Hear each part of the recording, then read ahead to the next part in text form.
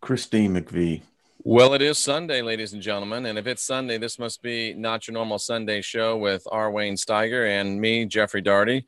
So glad to have you here. Wayne was talking about some profound stuff that he's been seeing and experiencing this week. Wayne, what's been going on? Well, first of all, good morning to you. And good morning and welcome, everybody. I guess it says that they're waiting, but well, anyway, very interesting times, my friend. I'm going to show you something, if I may. And I want We were just on a show together the other day, right? believe we were. So let me get this pulled up for us. Give me 1 second. All right, let me show you this real quick. This was captured July 28th, Rome, Italy. And here is the view, folks. Just watch. Is that the black dot what we're looking at? Yeah, just keep on.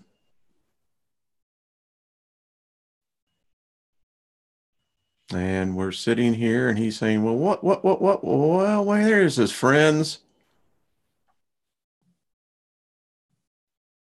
Wow. Now, of course, my mind first says, can this be altered? Nope. You can actually go to blackvault.com. They bust these kind of things. And this one is still unknown. And they're pretty much flying in formation, which is interesting. Yes, yep.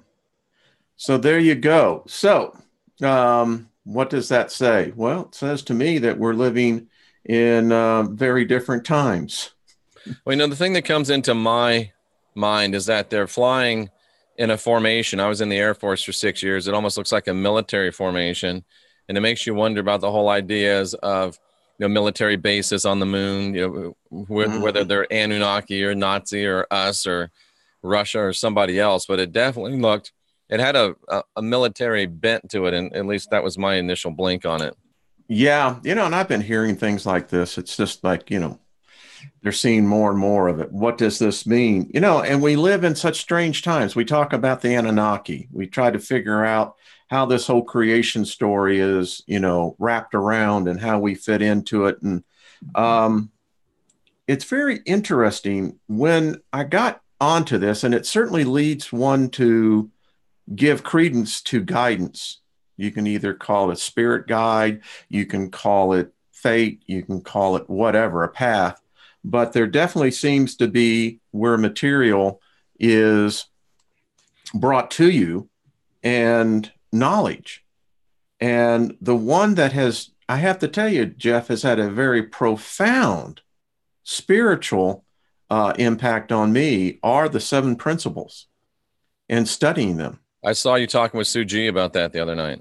Yeah. And, the 7 principles are, number 1 principle is the first principle is mentalism. The second principle is mentalism. Yes. Mm-hmm. The second principle is correspondence. Third principle, vibration. Fourth principle, polarity. Fifth principle, rhythm. Sixth principle, cause and effect. And seventh principle is gender. And what's so interesting about gender as in sex? Well, that's how we have been taught to perceive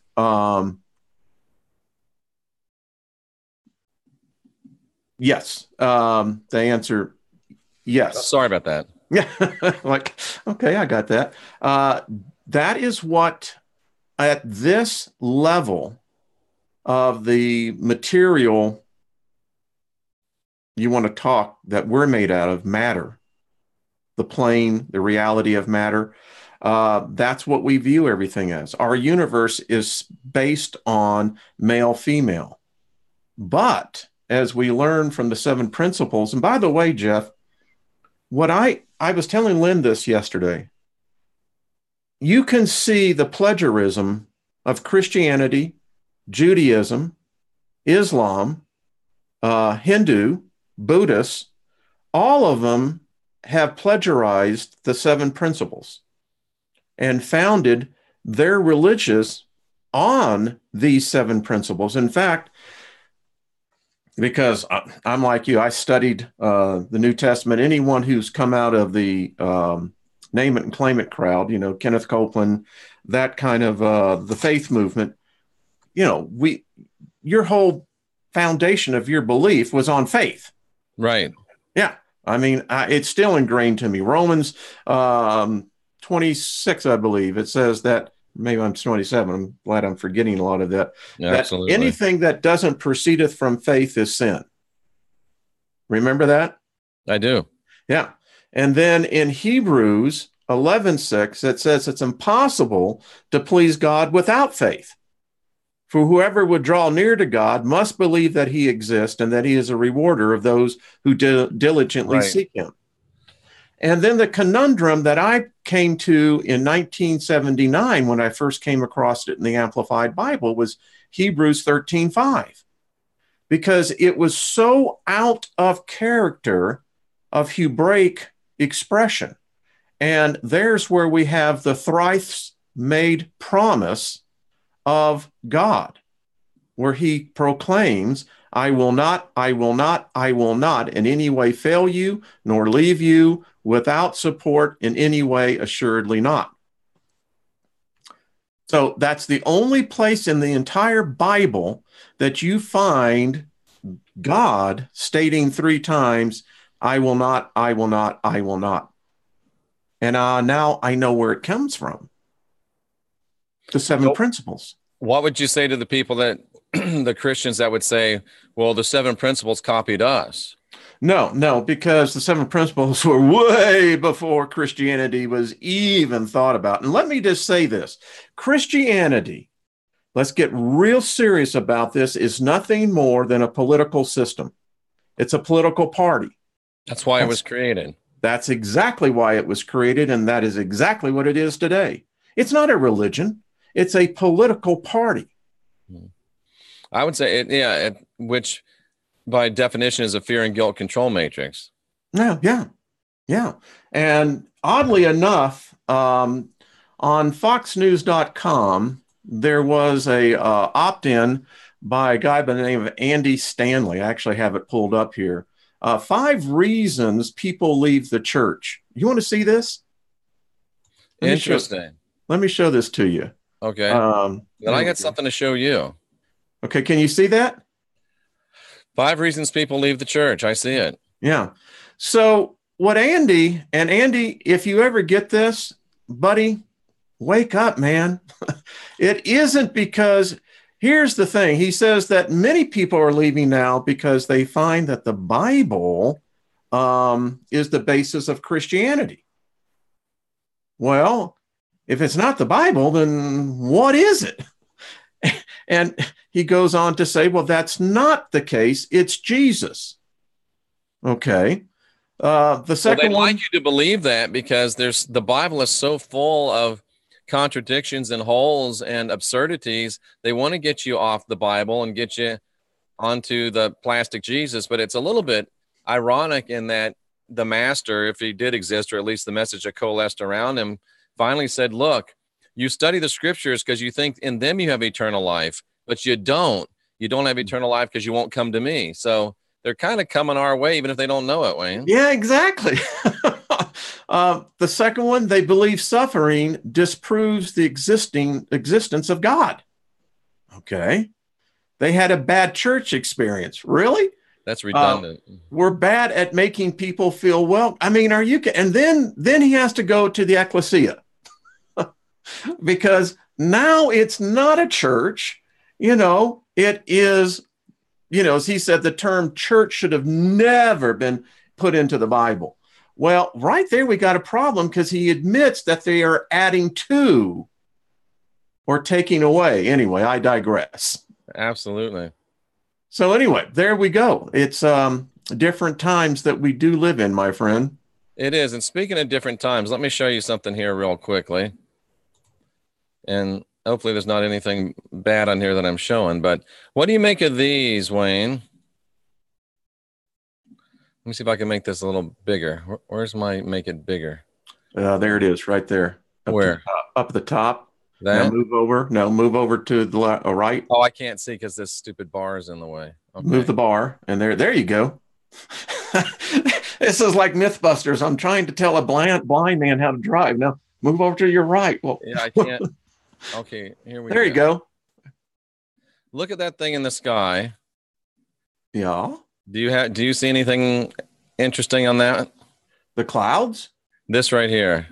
Mm-hmm. Here's another view. No, that's the same view. My bad. There's another view. Why, look at there. We got a planet. What I see, and Jay Campbell sent this to me. Jay Campbell took these. I see like hieroglyphics, as you would see like inside a pyramid, of a dude walking around with wings, like Babylonian, Egyptian, That's the Eye of Anunnaki Ra. symbolism. And That's I see what you're saying with the eye too, but it's the Eye of Ra. it almost seems like a message in the sky, and I'm not into these things, but I just thought I'd share it. That is cool. Yeah. Right now, I see that. That is the Eye of Ra. So anyway, that's my contribution to the conspiratorium for the day. So the thing that I've got on this journey, it has been well, we have a pretty active room in here. Thank you, Jason. I appreciate that so much. Is this, Jeff? The 7 principles, as you get into them, they begin to explain virtually every paradox that you can think of. But it also introduces a lot of thought that I can tell you many minds won't be able to accept. But those, as the word, I thought you would like this. What I have gotten from the Logos is the Rhema burns brightly within me. And why don't you explain to people what the Rhema is? The Rhema is the light. I call it it's the total wisdom. It's the illumination of the Logos of the Word. And in the 7 principles, what you find from the all, which God cannot describe the all. God is this merely a construct of what man puts in place because it's beyond knowing and it's beyond recognition. But yet it is known and it is recognized. That's the conundrum. It teaches you, for instance, on the principle of correspondence, right? And the principle of polarity. Let's take hot and cold. Where does hot begin and where does cold stop? That's interesting. Where does like begin and dislike take over? That's a good question. When does hate become love? Ooh, that's a close one. There's a thin line. Sammy asks this every single week, Wayne. So I'm gonna interrupt the show and get him, Sammy. I can't see if it's a he or a she there on the little meme, but I think it's a guy. He's asking for an R.W. Shambach impression. Well, you got one on this one. I got one. Let's see. Let's go with, you don't have any problems. All you need is faith in God. I love the man. Lift both hands and shout hallelujah. And you know, the thing about him, when he'd get going, he'd always have that handkerchief. Oh yeah, absolutely. It's like, oh, praise God. I always asked him, why didn't he keep those and sell them afterwards? Ooh, hey, listen, I mean, goes right in line with Paul, doesn't it? It would have. It'd be, one of those, what were those things called? Prayer cloths. Prayer cloths, I believe. Yeah. You know, I'll just spit on this and you'll feel it. So, but Wayne, I don't know if I've told you this story, but I was so much more spiritual than RW and any of those guys. I didn't need the anointing oil. I didn't need the handkerchiefs. When people would come up in my prayer lines to get prayed, I'd simply take the sweat from my brow and anoint them with that. There you go. Man, that's a transference. And nobody ever balked at that. Can you imagine all those thousands of people? Let me wipe my sweat all over them. Yeah, now you want to go. So I wrote this right before we came on. And because was up at 4:30, I was filming the moon. There was a Oh, blood wow. moon. I didn't know that there was supposed to be a blood moon. Yeah, it's the harvest moon. Well, it was getting blood red when it was setting at 4:30 this morning. Anyway, this is what I got. One must deconstruct entirely all former images of God. Otherwise, you cannot go forward. Yeah. You have to unlearn error before you can learn truth. Yeah. And the first thing that, if you follow the Hermetic teachings, is that God, as you call, is basically mind. Right. The Yeah. mind is all, the Hermetic Yeah. teachings say. Exactly. And there is no physical God. It's impossible for there to be a physical God.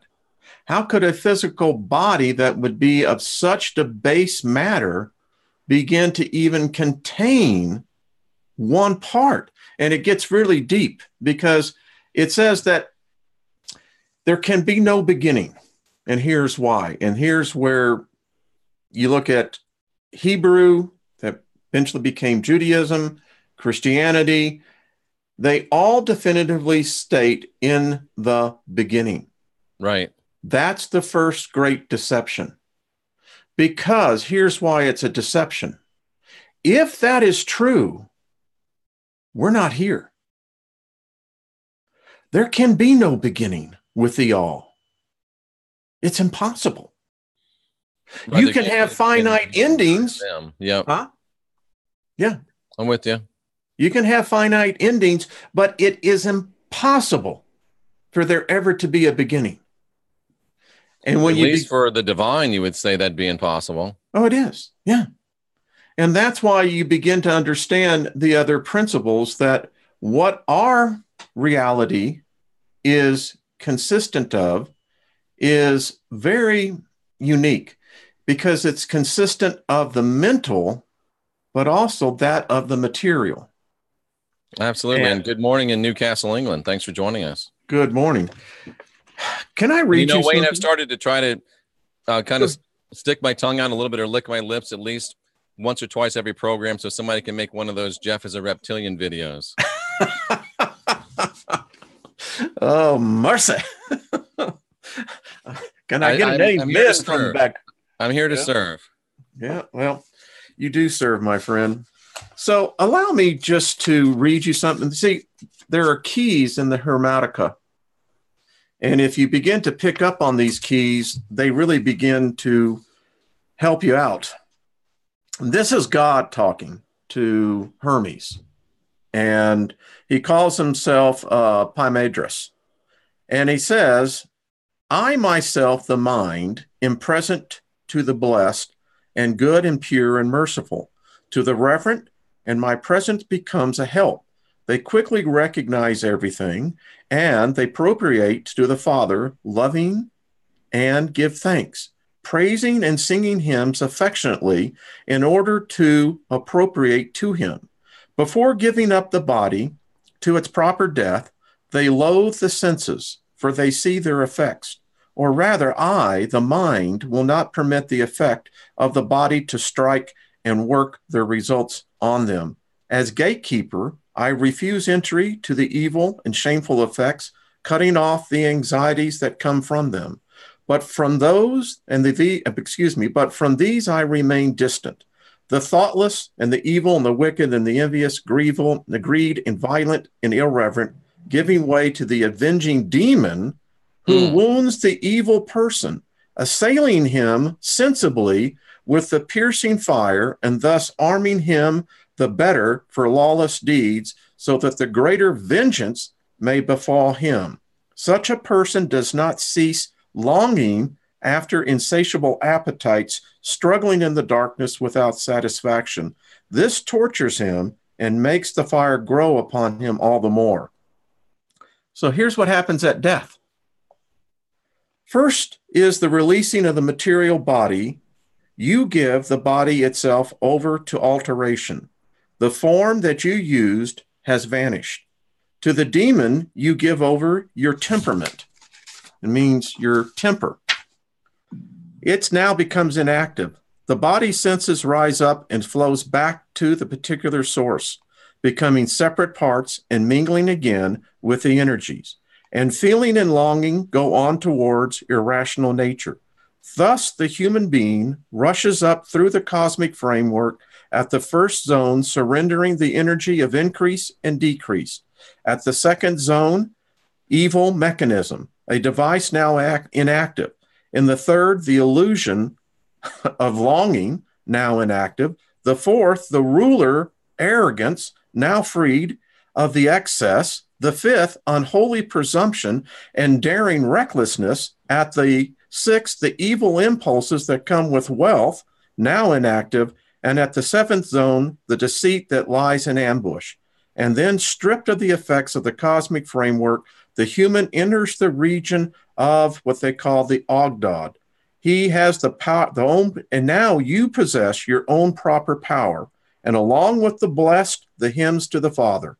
Those present there rejoice together in his presence, and having become like his champions, he also hears certain powers that exist beyond the Ordotic region and the hymn of God, which is a sweet voice. They rise up to the Father in order to surrender themselves to the powers, and having become powers, they enter into God. This is the final good for those who have received knowledge to be made God. Why do you still delay, having learned all this? Should you not become guides to the worthy, so that through you the human race might be saved by the word of God? Interesting. What were you reading from? This is the Harmonica. Oh, the Harmonica. Yeah, you've been doing a lot of work on that, I've seen. Yeah. I have a question for you, Wayne. Yes, sir. We don't have to go to it right now, but I did the 10th of the Emerald Tablets of Thoth. And have you given any contemplation to the word that he left in the 10th tablet? He said, use this word to open the doors. And that word is Zen Uru. Zen Uru, yeah. Do you know anything about that? I've read them. To be honest with you, I have not given much thought to that. But you haven't pondered Zen Uru at all? Not yet. Have you? I've been pondering it. There's not a whole lot on it. And I guess the only way to really find out if it works is to try it. And you're like, what's going to happen if I do that? I had his, the prayers up on my whiteboard for, good Lord, 6 months. Did you? Yeah, I prayed those prayers every day. Any demons? Mm-mm. Oh, no. Good. No mantis beings, no Anunnaki. Mm-mm. No Nanunnaki from the leak region, the leak system. From our friend Rex. I think he's got them all down in Padosa Springs. I was down there. I was on with Rex recently. I can't remember what night. You were on there with Derek? With Derek and I can't remember who all was there, but yeah, it was an interesting time. Yeah, y'all were talking on the apocalypse, right? That's right, the apocalypse. And aliens and Jesus and all that. And people are right. The apocalypse is coming. But what and I didn't get into this because it went a different direction, but the apocalypse is coming. And we've all been trained and scared into thinking the apocalypse is a horrible thing. But apocalypse simply means unveiling. Yeah. So all that's coming is an unveiling. And if you get unveiled and you're lacking, you're in trouble. If you get unveiled and you're not, it's going to be all right. It's fine. I like what the promise that Hermes gives. Now, whoever Hermes was, there is someone that's postulated the Christ was Hermes. Yep. The stories are the same. Yeah. Someone said that, Thoth may have taught John. And it certainly looks like the Gospel of John is more Gnostic than it is Hebraic. Yeah, the Gospel of John's definitely a Gnostic document. There's no doubt about it. And so you get into these meditative states when I start reading, and it's explained in the principle of correspondence what happens. As I told my audience the other day, if you are not on the mind of the all, you ain't living. You ain't existing. The only reason we're all here is that because we are on the mind of the all, and the all is mind. He gave birth to the mind of the cosmic, which in turn gave birth to the mind of the cosmos, which gave birth to us. Interesting. And by the way, Jeff, a conundrum was answered for me.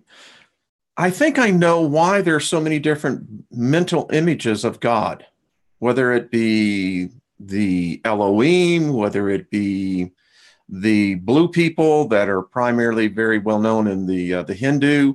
No matter what the image, it becomes very understanding. The all will comply to the laws and the principles governing that plane. And in this plane, we see things from the physical. The physical defines what we begin to build that inner core image of ourselves on. And it's how we get lost in this journey. The Hermetica that I finished up on Friday showed how we're imprisoned in these bodies. Absolutely. Yeah. And we screamed coming in. The horror that they say that we faced was that we knew what was coming. And we got trapped. Yes. And we knew the pain that was about to hit us because we didn't know pain. And as they entombed us into these physical bodies, it is why that the birth process takes as long as it does. When a baby first is here, the baby has no control of this body. It's not because of the body and its function. The body can still has legs, arms. It's the fact that you have your spirit, your soul, your mind is melding into something of the material plane of existence. And when you take spiritual and immerse it into physical, it becomes a problem. Do you think that there's spirits or whatever we are before we're into these bodies? Are there times where people are about to come into the body and they say, oh, no, I'm not doing this again, and they don't come? They back out? I think there may be, well, there's obviously something that happens. Part of what the all says is that we mold these bodies. There's apparently a soul gatekeeper. And this God, because God says it's a God, as the soul comes in, it determines what body is going to go into. So maybe there's something that goes wrong in there. That's an interesting point. Because, I mean, what happens if you get to the very end? You're like, oh, no, I'm not doing this again. You finally wake up and say, no, I'm not coming back on this ride again. I'm out of here. And you just could happen. Now, it says, by the way, on the thing on reincarnation, because we are incarnated into these bodies. I had never thought about that. You know, we are the incarnation of what we were before we got here. I always had a difficult time, Jeff, rationalizing in my mind how I could have existed before I was here. But now I clearly understand that what my mind is seeing is not what I really am. We all view ourselves as though we're watching a movie of ourselves. And that feeling that you get that you're sitting in a theater or you're watching this as you're living it is why we have that dimensional viewpoint. Absolutely. And for some reason, this has come up in the chat room. Should you go to the light or not? I don't think there is a light. Here's another conundrum for everyone. Tell me where light begins and darkness ends. There you go. They're one and the same. You should go to where you think you should go. Be divine, be sovereign, be free. Have enough knowledge to know what you are supposed to do. The conundrum that many people can't handle is that in order for God to exist, as it's preached in most religions, that God has to be a murderer as well. Absolutely. Hello in Australia. Hello, Australia. You can't, and that's what people have a conundrum. They say, oh, no. Our God is perfect. No. It can't be that way. And this thought just came to me, Wayne. If you're out of this body, what you see as light in this body is not what you see as light out of this body. So how do you know what it is? So to worry about, to say, don't go to the light, don't go to what you think and what you see with these human eyes. It's completely different spectrum. So you won't even know what light is. So I think that's just a big Trap. Distraction. It is. Thank you. My meditation this morning, I was told it's just exactly that. It's a distraction. It's a rabbit hole that's not going to lead anywhere. Yeah, just be ready. Yeah. Everybody wants an answer. Everybody wants a silver bullet. Everybody wants some crib notes. Everybody wants the cliff notes. And I know nobody knows what those are anymore. It's just, there is no easy answer. No. There is no silver bullet. No. Just be ready. I think the reason why, so I'm out there this morning, and then it was beautiful watching this blood moon setting, and I'm just talking because I now understand something, Jeff. What we call prayer is nothing more than the principle of vibration. The principle of vibration allows us to begin to touch the mind of the all. Mm. And by the way, it's called Cole's Notes in Canada. I love this guy. But when you begin to see the vibration of thought is a vibration. Now, interesting. I see it where I'm talking to the mind of the all, because the all is the mind. Mm-hmm.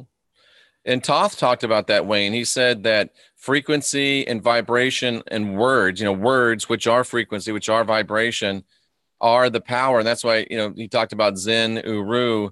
And somebody just said, Billy just said that Zen Uru opens up another level of consciousness.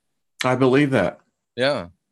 Hermes said that the thing that he grieved the most about was the ancient Egyptian language, because he said they could open up dimensions with a word. With a single word, he said, we can transport ourselves into another place. And Thoth went to Egypt after Atlantis fell and taught him that stuff. So it all circles back around. So I may have to employ this Zen Uru and see what happens. What do? By the way, isn't it also part of the Kabbalah myth that Moses, with his master magicians, opened up portals that brought down from wherever he was dealing with here? And actually, this is where we get the Ten of the Tabernacles from. Yeah. Have you heard that? I'm more and more convinced the more I study that Moses was trying to get the heck out of Egypt, couldn't figure out a way to do it. So he made a deal with an extraterrestrial entity that took on the name of Yahweh and gave them the power. And they stole the Imhulu, aka the Ark of the Covenant. And that's why they made this deal. And I think that Moses made a deal with an off-world entity that took on the name of Yahweh. I agree. I think this answers the question for the Anunnaki. It answers the questions of demons. It answers a lot of these questions, because when we understand this, do you know, Jeff, when you start reading about the Hermetic Code, how many people the church has burned alive? I was shocked to find out what they did in the Great Purge, where the King of France, the Carthians were the ones, the Templars were also victims of this. Yep. This is what they burned. This is what they wanted out of the hands of the masses. Yep. And Wayne, if you think about it, I did a show on this sometime. I mean, I think it was last week, but when God, quote unquote, spoke to Moses from the burning bush, first he said, my name is Yah, and then he said, my name is Yahweh. So he said two names within, that same experience. And that made me think, and I'm not a Anunnaki guy, but Yah and Yahweh made me think of Enlil and Enki. Did both of them show up in that burning bush? It's an interesting postulation. I mean, there were two names. Yeah. Well, I can see this. You gave me the wrong script. Yeah. I am a no, no, no, no. No, Wait no, a no, minute. no, no, no. Cut. No, I you didn't am see that. Yahweh. Dude doesn't even know his own name? No. Or was there two of them? Had to been. Yeah. I mean, the duality. It's oh, and there's your duality, isn't it? Yeah. Wow. In Leonin key or two gods, you've got duality. You got duality. So this is the world of duality. And our friend Derek Brose is fond of saying, don't pick a side. Don't. So stay out of the duality. That is by the way, the sixth principle of cause and effect, in that you have to understand all truth are half truths and all half lies are half truths. Exactly. And why is the God of the Bible a jealous God? Because he's always fighting with his brother, right? Yeah. It's like, if he's God, who does he got to be jealous of? That's true. You created everything, right, dude? I mean, what? Yeah. And you know, when you think about it, jealousy is so stupid because, I mean, even if you just bring it down to this earthly plane, right?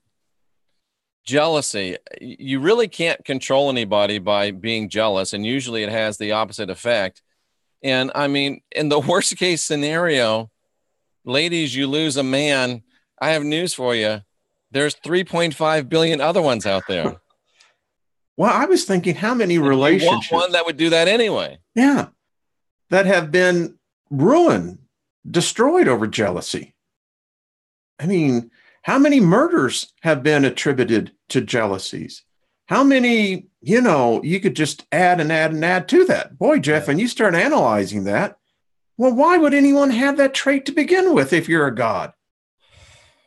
I don't want a spouse that's jealous, much less a God that's jealous. Yeah. But why is jealousy so prevalent in our society? Well, we're all trying to be like God, and God is jealous. We just mirror exactly what we believe. Yeah, we want to walk around, being, yelling at people, screaming at people, beating people up, being, getting revenge, getting our wrath, being jealous. Well, we're just acting like our God. We've created a God, and the Bible says that we're created in the image of God. Or have we created a God in our image?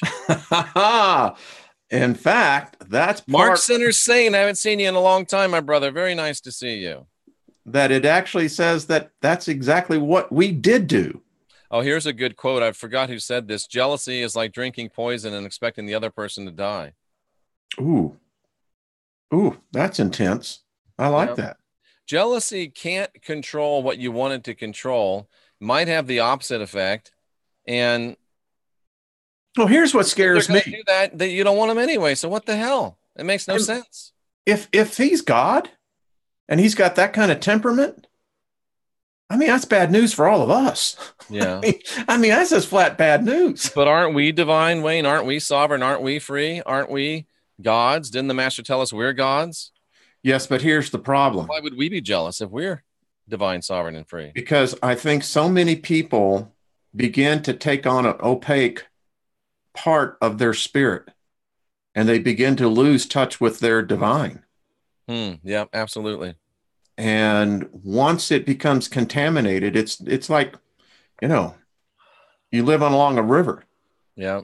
And particularly, let's say the Mississippi, you pull it up, that ain't water. You can't see through it. No, it's kind of gross. And it's interesting to me that you talk about the mighty Mississippi. I have jumped over the Mississippi River before. There's places where you can almost literally jump across the Mississippi, but it's still the Mississippi. Yeah. It's just not the Mississippi you think of at that particular moment in that particular place. That, Jeff, we're all heading. And I wish I'd made more coffee, Wayne. I'm really. Well, you want to go get some more coffee? I mean, no, I didn't. There's not in the pot. I wish I'd have made some more. Well, what's interesting, the Jordan was very muddy as well as the Mississippi. Yeah.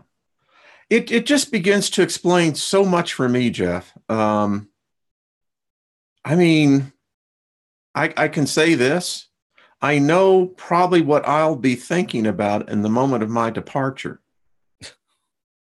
And it's going to be the 7 principles.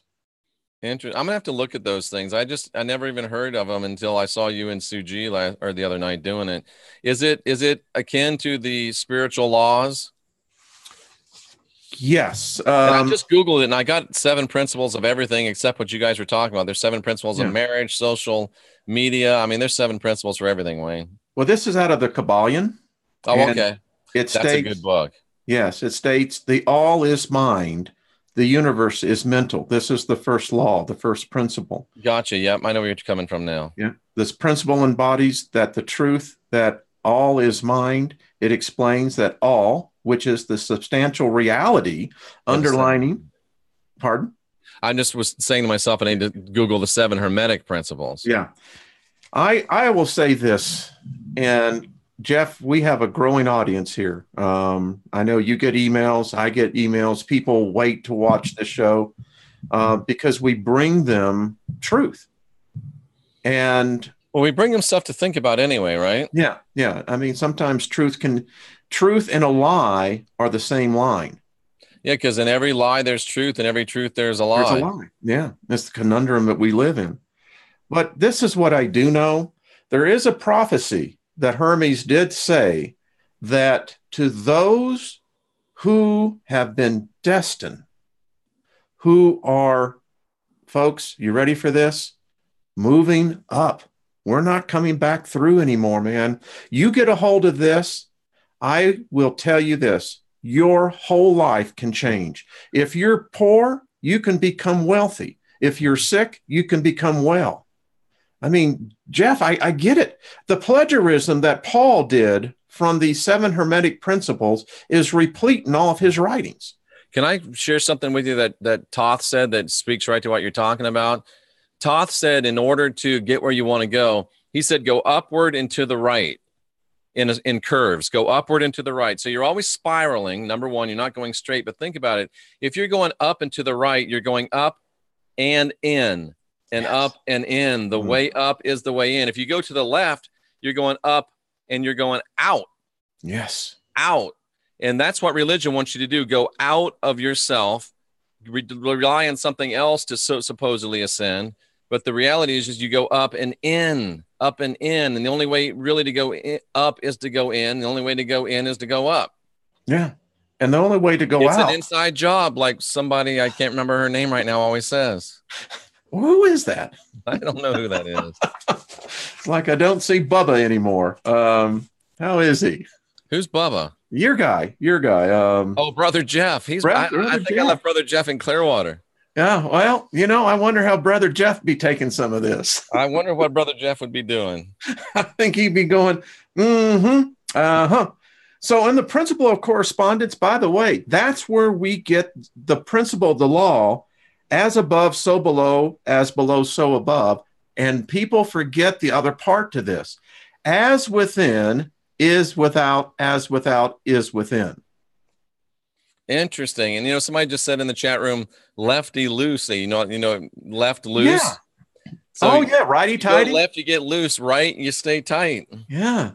Wow, that's interesting. Spring Hill, Florida. I once owned a house in Spring Hill. There we go. Welcome.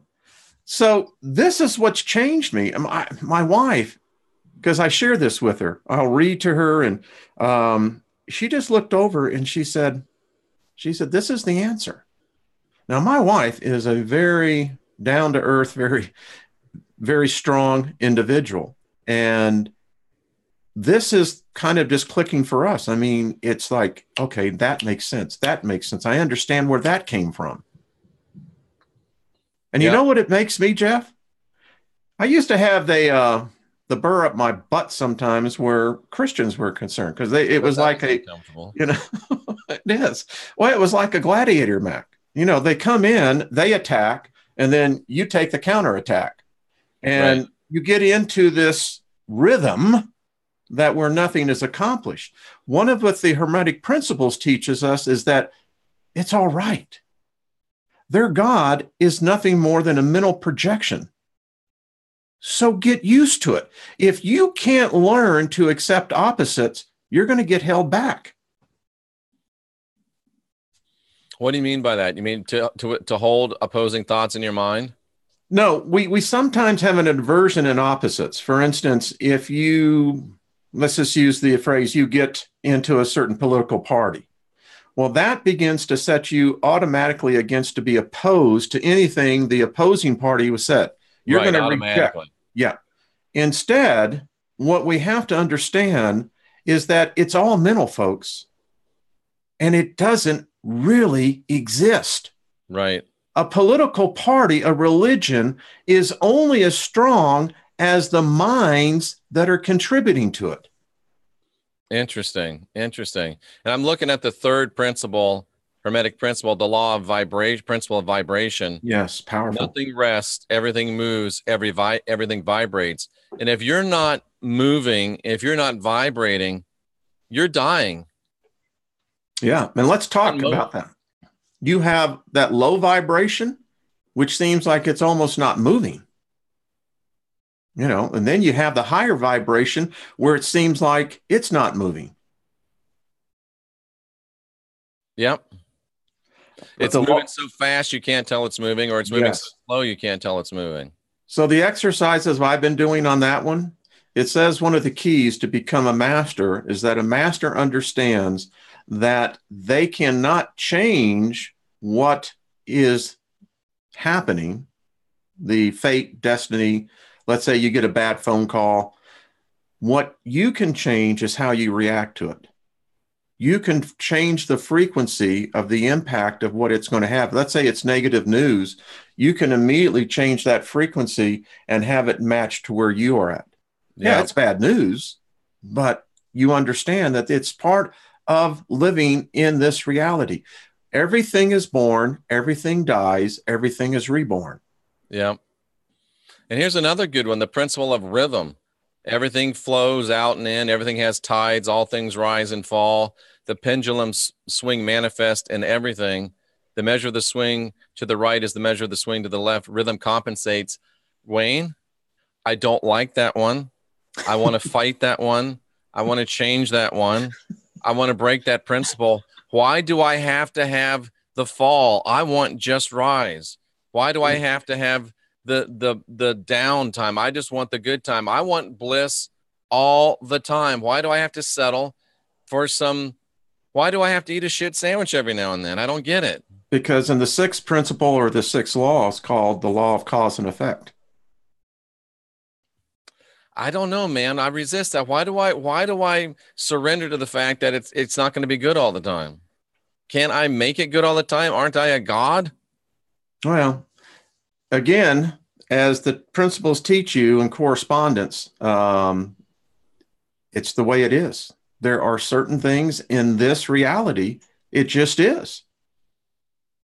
And once you realize that there are just some things that are, it's okay. You know, it's how's it going to be? I want to make it different. Well, then for Jeff Doherty can make it different. There's nothing stopping you from impacting your own reality. Yeah, but the problem is when other people don't want to go along with my reality, Wayne. Well, then you become a master, and the master begins to learn, and there are ways that you can do it. And we see it. We see it in the charismatic figures, even in our own culture, whether they be movie stars, politicians, etc., athletes. Mm-hmm. We love exalting others. And what happens? I mean, it's like Tiger Woods yesterday. It was a phenomenal round of golf that he played in that first 9. And the thing about it is that he, in his interview, was very honest. He's a Buddhist. And he said, I feed off the energy. He says, I can literally improve my game by the energy of the crowds. And now the crowds are loving this guy. They're exalting him back to, Apollo. Absolutely. Yeah. Yeah. I mean, I understand that it is, and I mean, I could do it if I wanted to be by myself all the time. If I wanted to be alone, I could control my reality. But if you don't want to be alone, you can't control your reality. Yeah. Completely. Well, let's just go by the very first entrance in this. It said the principles of truth are 7. He who knows these understandingly possesses the magic key before whose touch all the doors of the temple fly open. Yeah. And many times when I'm reading this wonderful book, I mean, the history of this book, by the way, when you get into the history of it, it reads like a who's who in modern man's history. Every person that's touched this knowledge has, wherever it has been exalted, the cases of Florence, it broke the Dark Ages. It brought forth the Renaissance. I think, Jeff, and it's, let me just try to get this out because many times the downloads hit. I think we are in a new age of awareness. I think that there's going to be people like me that have seen this, have been searching for this, and it ties it all together. It's not a religion. You don't make this a religion. That's a fool's trap. Yeah. It's truths. Yeah. So I think part of my growth is to be able to ride the pendulum and understand that it's not always going to be perfect, even as much as I hate that. I don't like that. I don't want to accept that. Well, that I'm sure has something to do with who you are. They knew this. Part of the principles that you learn in here is that when you get into the body, there is just some people who aren't going to make it. They're just... You think I'm one of those people, Wayne? No. Because here's the thing. This is what the principle teach. The minute you think that you want to be next to God, the mind of God, the essence of God, you're already on the path. Wow. Thank you so very much. Wayne, I just brought a brand new cup of hot piping coffee. I'll tell you, you got favor. But Jeff, I love that girl. She's not perfect, but she's perfect for me. Yes, but we're made perfect. Wayne, it's not always easy, bro. No. I thought when I moved in with her, everything would be perfect and easy and smooth. It's not. How's that going? It's not. And I don't like that it's not. But well, don't get to the point where you have hallway sex. What is that? You never heard what hallway sex is? Never heard of that. That's when you walk down the hall, the other guy goes and... Also, you just flip each other off in the hallway. And well, you actually say the word as well, you know. Oh, wow. So that, don't let thank you so much, Sandra. That's a beautiful cup of coffee. But yeah, it bothers me that it's not, she just said F you. It bothers me that it's not always perfect. It really does. That's interesting, Jeff, that, you know, I'll be curious if you immerse yourself into these 7 principles. I'd really like to see your interpretation because I'm going to do it. It's changed my life. I just got to tell you, it has changed my life. I know where my destiny is now heading, and I know exactly what I'm supposed to be doing. And wow. Yeah, I do too. Yeah, I do too. We all do. We're part of this. I'll put it how it was said to me. Oh, there's a good idea. A new cosmic sleepover, an overnight marathon, an esotericathon. Well, that's super jack. That's an excellent idea. That could be something. I can tell you next week, I'm spending the entire week on the Kabbalion on the 7 principles. That'll be interesting. Jeff, we're going to set people free. I mean, when I finally got over this construct in my head, I told my audience so much about you last week, was that Jimmy Swaggart, in one of his, when he was in the St. Louis campaign, you were probably working for him at that point. Probably was. What year was it? Oh, what was that? 79? Too early. Okay. 79, 80, right around there. Well, anyway, he had a whole sermon that he did on the Great White Throne Judgment. Oh, I remember that sermon. I've heard him preach it. And you know, he paints it like Michael D'Angelo. I mean, when you walk out of that, brother, you are under the spell. Yep. Because you're like saying, oh, shit, man, yep. There ain't going to be any way out. And, you know, that was my impression of God. That became my foundation of this being sitting on this throne and parading all these souls by. And I'm going, oh, man. And for 35 years, my perception of God was a deity, a physical deity. And now I realize that can't be, never is, never was, not going to be. So you're no longer worshiping Charlton Heston? I guess not. Damn it. Because that's what he looked like. Really? And there are correspondences between what is called the spiritual laws, universal laws, and the Hermetic 7 principles. And methinks, and this is going to upset some people, I think this whole idea of the spiritual laws, universal laws, was stolen from the 7 principles of Hermeticism. Yes, sir. I would hitch my horse up to that wagon.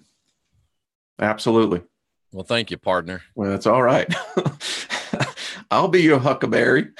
I'm your huckleberry. And I out there and go to Doc Holliday's grave.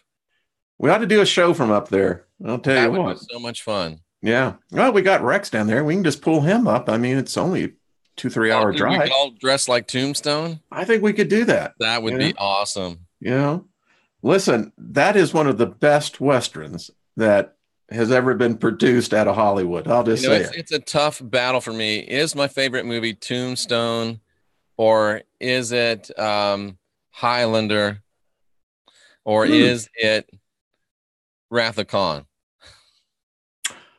Wow. Now, Wrath of Khan, of all the Star Trek movies, was one of the best. Yeah, it was. From heart's perdition, I stab at thee. I stab at thee. That was great stuff. That was great stuff. Ricardo Montalban.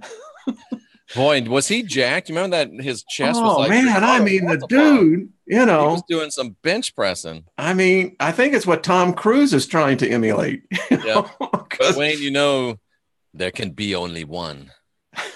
This is true. And some people say there should have only been one Highlander movie too, because it went downhill quick from there. Yeah. I tell you, I always wondered if it was prosthetics, Miles, on Ricardo Montalban, if that really was his chest. I don't know. Tom Cruise, you know, in his latest, that dude was a good movie. But I wonder if Ricardo Montalban's chest felt like fine Corinthian leather. That's what I was thinking. I don't know if you remember the Cordova commercials that he used to do for the Cordova car. Sorry, we're old. Hey, listen, but that was one fine luxury car. It was a beautiful car. I had one. Yeah. My whole thing that I was really fixated on was the Grand Prix. Oh, that was a beautiful car too. Oh yeah. Oh man, I'll tell you what. Yeah, buddy. I loved the Dodge Magnum when it first came out. I just saw a story that 2 pristine Super Bees had been found. No kidding. Yes. That's a Plymouth, isn't it? Yes, it is. One with the Richard Petty baby blue, and the other one is a black with the white stripe down it. Isn't that interesting? Oh, and they say it's probably both of them are now worth well over $500,000 each. Oh, absolutely. No doubt about it. So what does that make you and I worth? More, Wayne. More, exactly. More. We're classics. We are. And that's why people come. I mean, look how many people are in here. Why? Because it's the classics, man. The classics never die. I just don't like the idea of it can't be good all the time. Well, you were taken from the happy place. That's what the Kabbalion says. That's where we came from. We were taken from what they describe as the happy place. And it makes sense because we were in the womb of the mind of God. That's true. Wayne, how about like a 73 or 74 Dodge Charger? Oh, yeah. That was a beautiful car. I love that thing. Looked like a shark. One of my first cars was a Barracuda. Oh, that was a nice looking car too. Oh, yeah. I couldn't afford that. Well, I sold a lot of marijuana back then, but anyway. Not that anybody's counting. None even cares either. You do what you had to do. And I've said this, Jeff. Wayne was in the import-export business for a while. Absolutely, I was. Pier 1 got their whole business model from us. That's what, Larry Hawk, that preacher, and I still like Larry Hawk. I know he's got his problems, but he really helped me out at a moment. He says, I used to be in the, how do I put this? The import-export business, aka a drug dealer. Well, when you're 16, and you're on the street, you just, it tells me why I know that I was destined to finally arrive. I would not have been able to receive this wisdom in my 20s. Yep. I'd have rejected it, Jeff. Yep. I've always thought, I wish I could go back and tell myself then what I know now. But then I realized it would be an exercise in futility, Wayne, because I wouldn't believe me anyway, because I knew everything back then. Yeah. Even it's like, I think the master, or, it's put in there, said that even if somebody raises from the dead and goes and tells these people, they wouldn't believe him. I'm that guy. I could have gone back. I could go back to 18-year-old Jeff right now and tell him exactly what to do. And I wouldn't listen. I know what I'd have done. I'd have handed you a joint, I don't think have I ever smoked? Maybe once or twice in my life. Yeah. Just never did it. Well, I was always afraid of the devil. I thought that if I did any drugs, the devil would be chasing me. So the devil kept me off of drugs, Wayne. I remember Jesse Duplantis in a sermon he had about that. He talked about the devil kept him off of drugs. Oh, well, he used to drop a lot of LSD himself. And, so the devil didn't keep him off of drugs. Yeah. He said, folks, the devil saw me and he turned around and ran. Wow. So, but and then I go again, back and forth on the whole cannabis thing. I know that cannabis has a lot of good medicinal qualities. Be careful, Sophia. I know that cannabis has a lot of good medicinal qualities, but I remain staunchly against its recreational use. And I know it's going to cost me subscribers, but so be it. No, I mean, listen, pot has no business to being in the hands of teenagers. It will, in fact, retard their emotional growth. And I think that this also has a corresponding potential even on the soul's journey. Oh, I think it does too. I remember, I lost a lot of friends over marijuana. I wouldn't hang out with people or go out with people that smoked marijuana. And I mean, it caused a few arguments. I probably did. Now, see, I hung around arguments because it was like, sorry. I mean, you talk about Doc Holliday. And when Doc Holliday was, who was it that said, I can't remember the Pierce or the Powers Booth character, what his name was, but bye. Yeah, bye. Yeah, well, I'll think of his name here in a second. Yeah. Well, I think it wasn't Johnny Ringo. No, Curly Sue. That's right. Yeah. Curly Bob, I believe. Curly Bird or something like that. Yeah.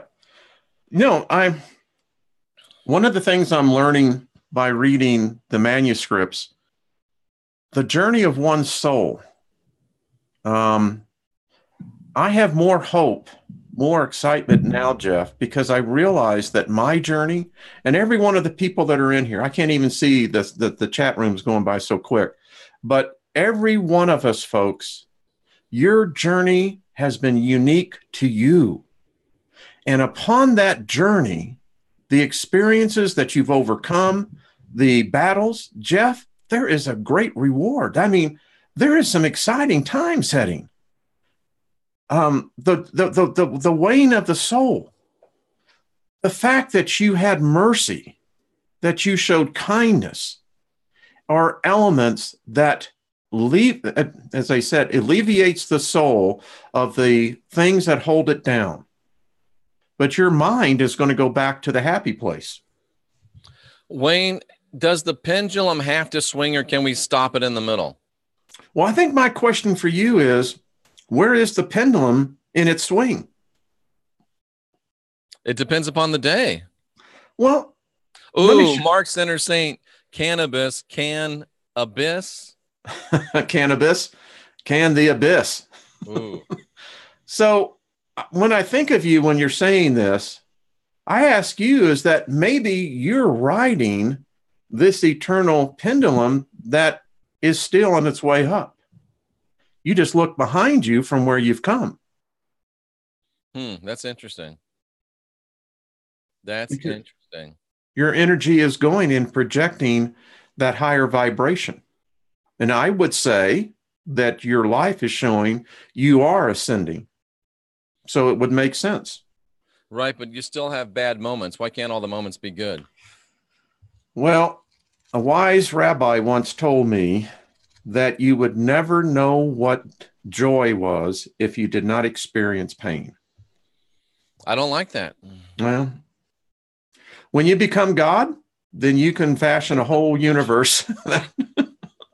When I become God, I shall be God of the happy place. See, Perpetual happiness. I think that that's where we're doing, so you're heading there anyway, buddy. I mean, it's okay.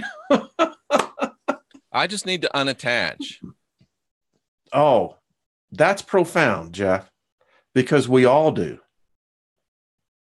I think that when you can get to the place where money doesn't matter anymore, yeah, I know the matrix we're in, but the fact is that it's not your sole focus. You're not how out. about me? What 7 about? months ago, I was in the place where money didn't matter anymore. I didn't worry about anything except making YouTube shows and making rods and doing spiritual counseling. I didn't worry about any of that. I had my bills were $800 a month at the most, more like 6 or 7. I didn't have any worries about anything. And I have somebody, you're not the first one to tell me that. Leslie Wilson says Jeff should smoke some cannabis. I've had a lot of people tell me that, but it ain't going to happen. But I have moved of my own. I made a decision to come back into the matrix, have to go back to work, have to go back to bills, going into a relationship. I've made the decision to go back into the matrix. Yeah, but you're willing to pay the price for that which you sought. And that's love another individual. There is a price. There is. And there's a price for knowledge. I mean, you look back all the way back to the ancient scribes and Plato, as he wrote, all those who go through, there is a price to be extracted. There is a tuition to be paid. There is a tuition to be paid. No one gets a free ride. And you know what, Jeff? When I see people who have a hard time accepting this, it's cool. Sometimes some people don't want to pay the price. And then there are just those souls. Sue G said something to me that impacted me. We were talking after the show, and I expressed how I'd like to do something. And she said, wow, you're really a control freak. She didn't use the word freak. I said, what? She said, what makes you think that your position in life is to do something for someone else? She says, what gives you the right to impart your will on their path? And she was talking about even in the show, she was like, true love is just letting someone be who they are and accept. And I'm famous for saying that true love is wanting the best for the other person, regardless of how it affects you. Yeah. And I went, wow, I never looked at it that way. Yeah. And it's like the audacity of intent. That word audacity and intent is used quite frequently in the Kabbalion. I mean, I got a long way to go. I mean, about 7 months ago, I thought I was almost there, but guess what, Wayne? I was wrong. No. I got a long way to go. My friend, we all do. And I think arm in arm, hand in hand, foot in foot, we're all going to get there. I don't think if anyone wants to rise up, this is their opportunity. And there's a lot of channels out there, Jeff. You and I know that they can choose. And I'm still humbled by how people continue to join that. I want that. I really want that's something that we can do for them. I think it's better than giving them money. What's the old axiom? If you see a man who's hungry, you can give him a fish and he's going to be satisfied just for one meal. But if you teach him how to fish, he'll never go without a meal. Right. Give a man a fish, feed him for a day, teach a man to fish, feed him for life. Yeah. And I think that's what we're doing. Wayne, I think religion is giving people fish and spirituality is teaching people how to fish. Ooh. You need to make a shirt on that. I should. I'm That's serious. what I'm doing. I'm trying to teach people how to fish. But you know what? A lot of people just want you to hand them a fish. Yep. You can I don't give want it. to bait that hook. I don't want to touch that worm.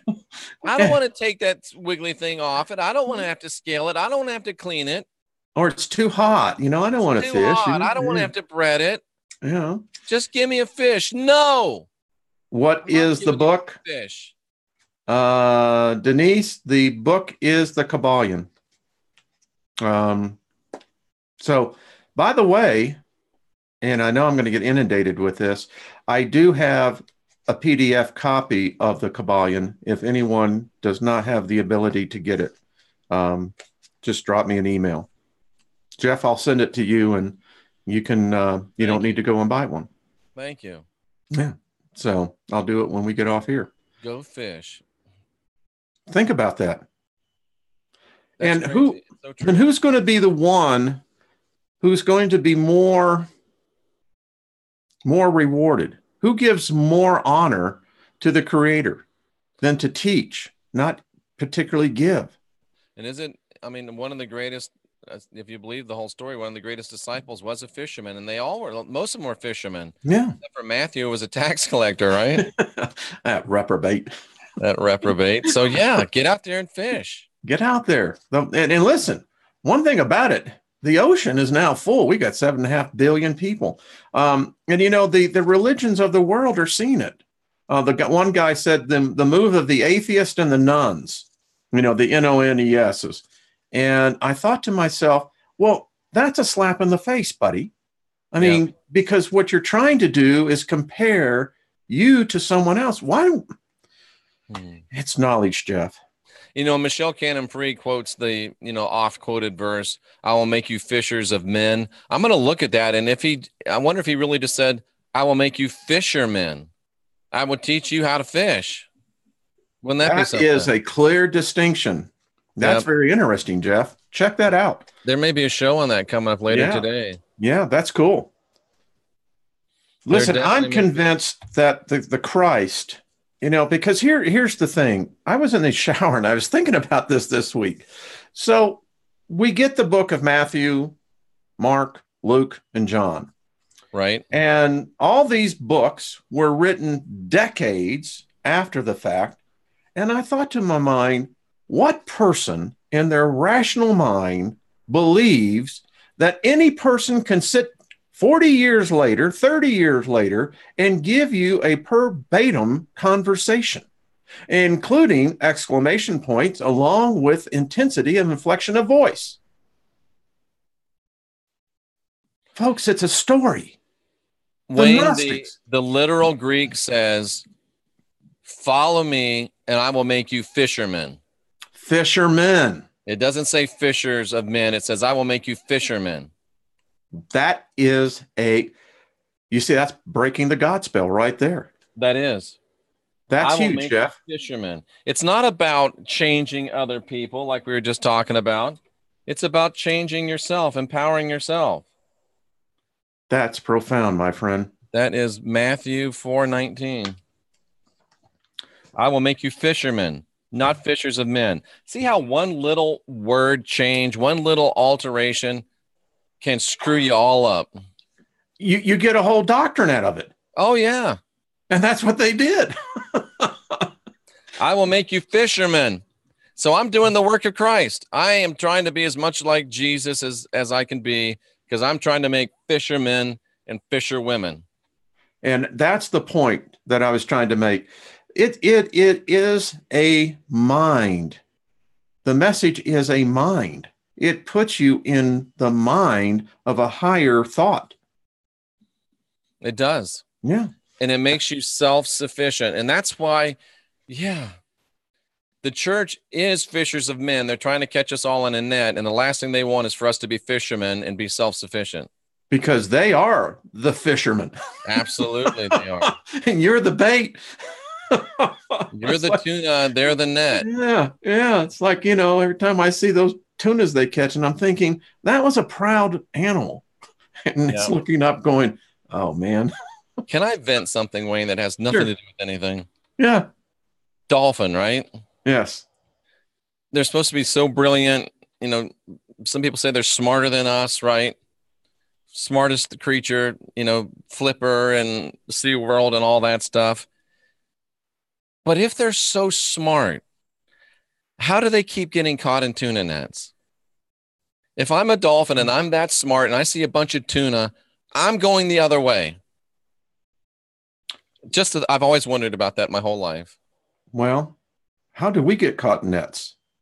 Exactly. We're supposed to know better too, We're aren't we? supposed to know better, aren't But we? we're hungry and ooh, I don't It's have like, to chase these fish around. Here's some right here it's the waiting. song, Go over here and get these ones easy. And guess what? Before you know it, you're caught in that. So you're looking for the easy way. Those dolphin are, because they're lazy dolphin. They're looking for the easy way, just like lazy people.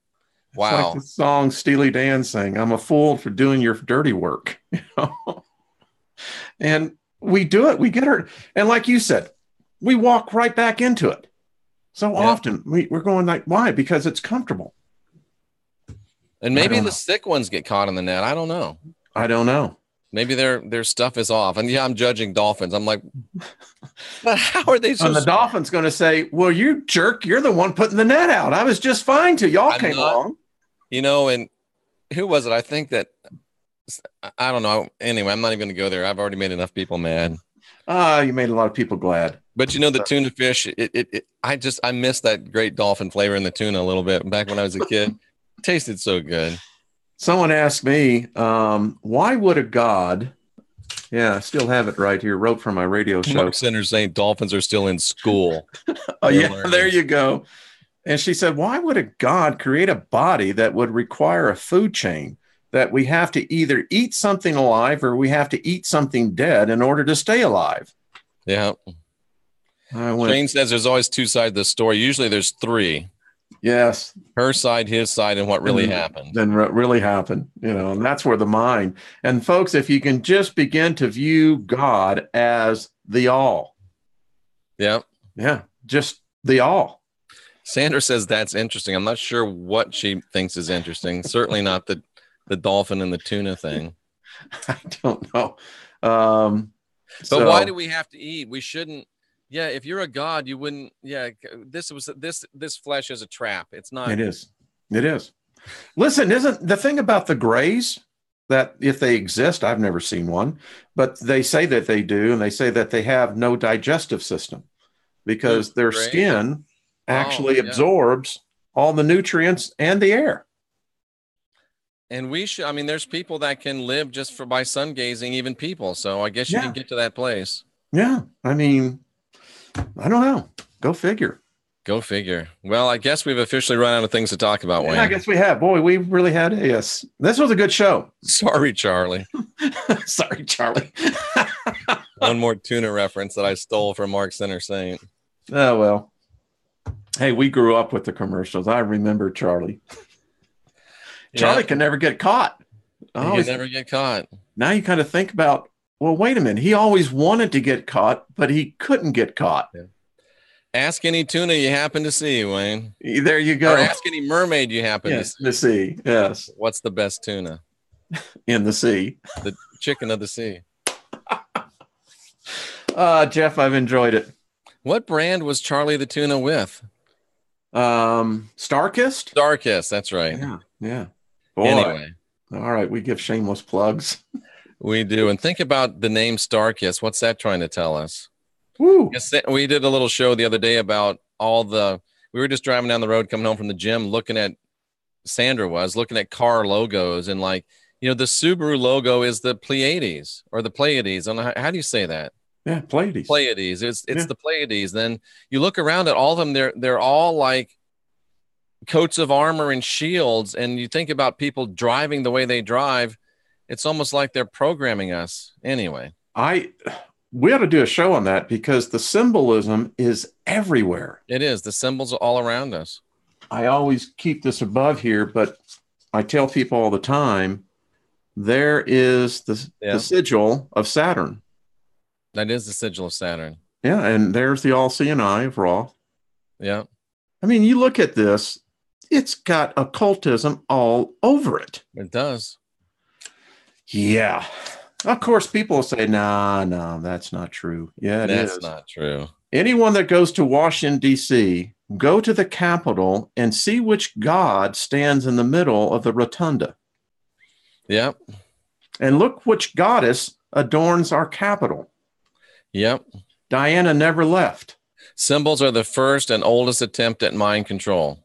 Yes, whoever And said they're that, sigils. spot That on. was Sandra D. They're sigils. Yeah, they're sigils. They're powerful. I am They making are. my own sigil. Yep. I make my own. Yeah, folks, and you should do the same. That when you begin to realize, Jeff, as you keep saying, we are divine beings. We are. And there are reasons why symbols are as they are. And I mean, think of the McDonald's logo. Have they really mastered it? Because their whole logo is curves. Mm-hmm. Are they trying to get everybody to come into the curves? Well, it's worked for them. It's worked. Billions and billions served, I Wayne. guarantee you Ray Kroc didn't think about that.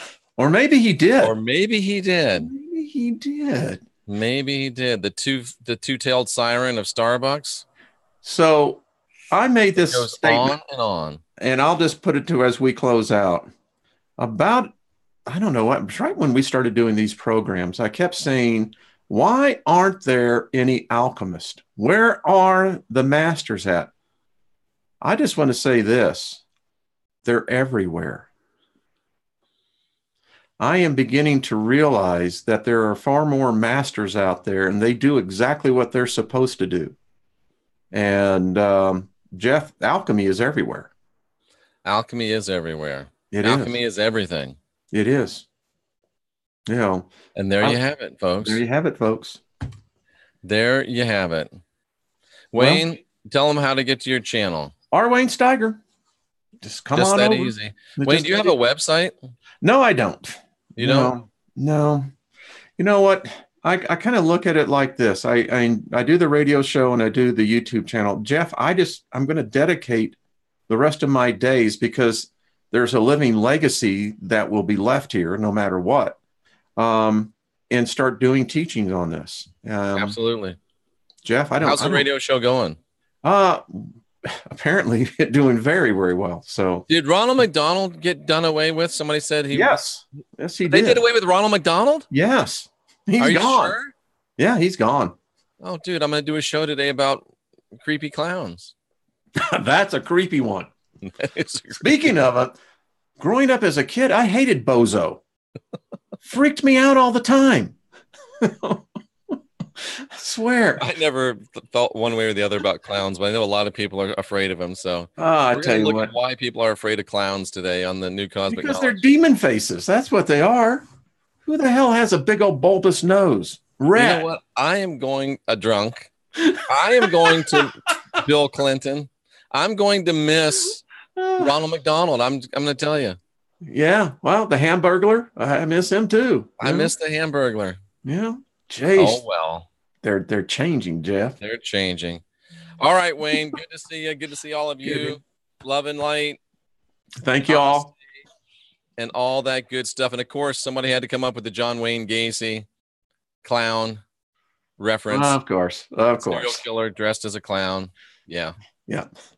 And on that note, we're out of here. That's it. All right. Bye.